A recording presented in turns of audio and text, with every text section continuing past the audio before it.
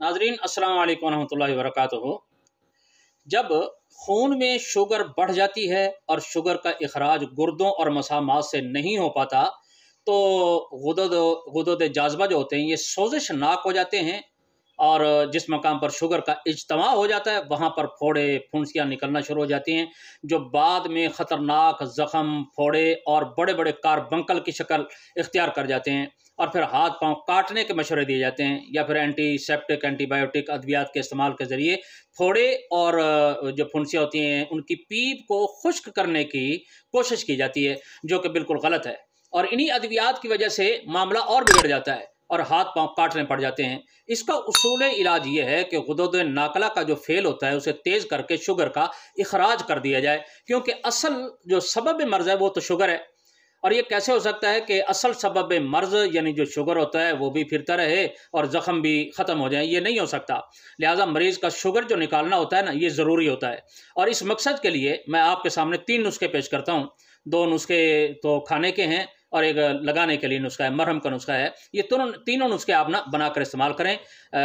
इंशाअल्लाह ताला अल्लाह ताला बेहतर करेगा। और बेहतर ये है कि ये नुस्खे जो है होते हैं ना, ये आदमी खुद ना बनाए, बल्कि जिस आदमी को ना ये अदविया साजी का कोई ताल्लुक़ नहीं होता, कोई तजर्बा नहीं होता, वो खुद बनाने की कोशिश ना करे, बल्कि किसी जो करीबी हकीम होता है या मोतमद हकीम होता है, ये हर इलाके में मौजूद होते हैं, तो उनसे ये नुस्ख़ाजात बनवा के ना ये इस्तेमाल करने चाहिए। अब पहला नुस्खा आप समात फरमा लें, मैं लंबी गुफ्तगू नहीं करता, कि रस कपूर और दार चिकना ये 3-3 ग्राम आपने लेने हैं। और हड़ताल वर्किया और पारा जिसे सीमाप भी कहा जाता है, ये 6-6 ग्राम लेने हैं। हड़ताल वर्किया और पारा 6-6 ग्राम। और गंधक अमलासार ये 50 ग्राम है। बाबची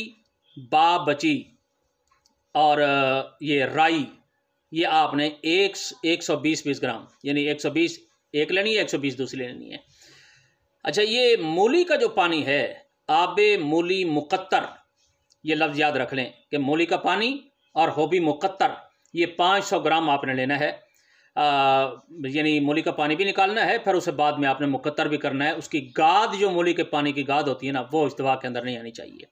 अब तरीक़ाकार ये है कि पहले आपने हड़ताल वर्किया को अच्छी तरह ये बारीक कर लेना है, अच्छी तरह इसे यानी कूट कर बारीक कर लेंगे उसे।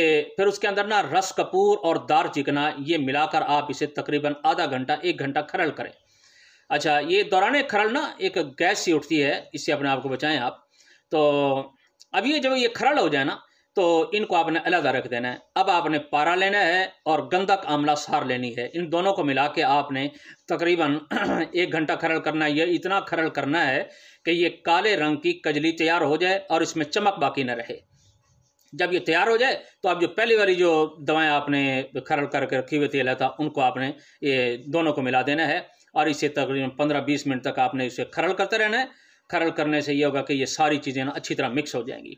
और अब बाकी जो 2 चीज़ें रह गई जी, एक बाबची है और एक राई है, ये आपने कूट लेनी है अच्छी तरह बारीक करके। तो ये थोड़ी थोड़ी करके ना इस खरल में डालते जाएंगे और खरल करते जाएंगे, यानी दूसरी दवाओं के साथ मिक्स करते जाएंगे।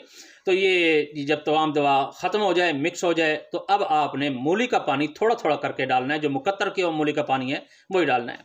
तो ये थोड़ा थोड़ा करके आपने इसको इसके अंदर डालता जाना है और ये खरल करते जाना है। यानी थोड़ा सा पानी डालेंगे, फिर देखेंगे कि अब दवा गाढ़ी होने लग गई है, तो फिर मज़ीद डाल देंगे, फिर मज़ीद डाल देंगे। इसी तरह खरल भी करते रहेंगे और इसे हत्ता कि ये तमाम पानी जो है ना ये ख़त्म हो जाए। और दवा जब गोली बनने के काबिल हो जाए तो अब आपने छोटे चने के बराबर ना ये गोलियाँ बना लेनी हैं। और ये गोली की खुराक जो है ना, 1 गोली सुबह, 1 दोपहर और 1 शाम, ये पानी के साथ, ये दूध के साथ आपने खानी है। अब दूसरा नुस्खा समात फरमा लें कि सुहागा बिरयां और मुलट्ठी का आटा, ये 2 चीज़ें आपने 50-50 ग्राम लेनी हैं। और आक का दूध जो है, ये आक का जो पौधा होता है, इसका दूध निकालना है, ये 3 ग्राम लेना है। और इन तीनों दवाओं को आपने मिक्स करके ना, सुहागा बिरयां और मुलट्ठी का आटा पहले आपने यानी इसको कूट के बारीक किया होगा, तो दूध इसके अंदर डालकर आपने इसको भी तकरीबन आधा घंटा, पौना घंटा, 1 घंटा इसको खरल कर लेना है। खरल करने के बाद बस ये दवा हमारी तैयार हो गई। और 1 चने के बराबर इसकी खुराक है, या आधा ग्राम ये एक खुराक है इसकी। ये सुबह दोपहर शाम, ऊपर वाली जो गोली मैंने बताई है ना आपको, ये अभी ये नुस्खा बताया, तो उसके साथ आपने इसको मिला के इस्तेमाल करना है। अब तीसरा नुस्खा, मैं मरहम का नुस्खा बता रहा हूँ। ये मरहम का नुस्खा आप बना लें, ये लगाने के लिए इस्तेमाल होगा कि रेमंद खताई और हल्दी ये हमने 10-10 ग्राम ले लेनी है और बारीक इसे इंतहा दर्जे की तरह, ये सुरमे की तरह इसे बारीक करनी है। और 60 ग्राम हमने वैजलीन ले लेनी है और उस वैजलीन के अंदर इन दवाओं को आपस में मिक्स कर लेना है अच्छी तरह। जब अच्छी तरह मिक्स हो जाएँ तो समझ लें कि ये हमारी ये मरहम तैयार हो गई है ज़ख्मों पर लगाने के लिए। अब इनको ज़ख्मों पे लगाता रहना है, तो इंशाअल्लाह ताला इन तीनों दवाओं से ना इस्तेमाल से ये ज़ख्म जो होता है ना, ये भी हमारे भरना शुरू हो जाएंगे और जो पीप होती है उनके बनने का जो अमल होता है ना, वो भी रुक जाएगा। इंशाअल्लाह ताला पीप भी मज़ीद नहीं बनेगी। ये बात याद रखने की है कि ये जो गहरे ज़ख्म होते हैं ना शुगर वालों को, ये कोई भी ज़ख्म हो उसे ऊपर से बंद नहीं करना चाहिए।